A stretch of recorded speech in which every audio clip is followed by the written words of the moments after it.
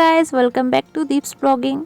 একটা blog share করছি তোমাদের সাথে। আর এই ব্লগটা হয়েছে এবার, যেটা মার কালী পুজো ছিল, তো তখনই কিছু কিছু ক্লিপ নিয়ে রেখেছিলাম। তো আজকে টাইম পেয়েছি তাই তোমাদের সাথে একটু শেয়ার করছি।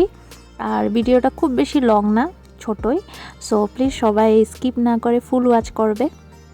আর যেহেতু আজকে অনেক মাস পর একটা ভিডিও শেয়ার করছি, আর যারা আমার ব্লগ দেখো তো তোমরা তো দেখতেই পারো যে কখনো আমি কিছু একটু শর্টস তোমাদের সাথে শেয়ার করি, আর লং ভিডিও দিতেই পারি না।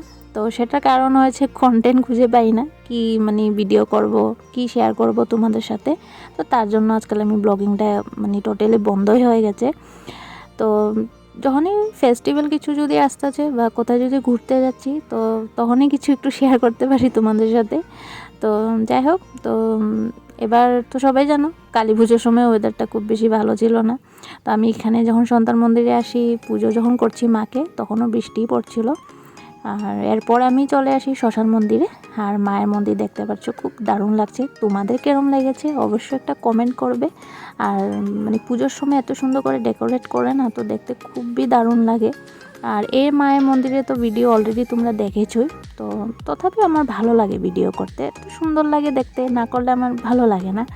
আর ভয়েস ওভার দিচ্ছি, সেটা কারণ হয়েছে ওয়েলকাম সামনেতে করতে মনেই ছিল না, যেহেতু ব্লগিং করি না, তাই মাইন্ডেতে একদম আউট হয়ে গেছে। তো তাই ভয়েস ওভার দিচ্ছি তোমাদেরকে। আর এখন ভিডিওটা কন্টিনিউ করো। আর ভালো লেগে থাকলে একটা লাইক, কমেন্ট আর সাবস্ক্রাইব করে দেবে চ্যানেলটাকে। আগে তোমরা কন্টিনিউ করো আর দেখে এনজয় করো ব্লগটা।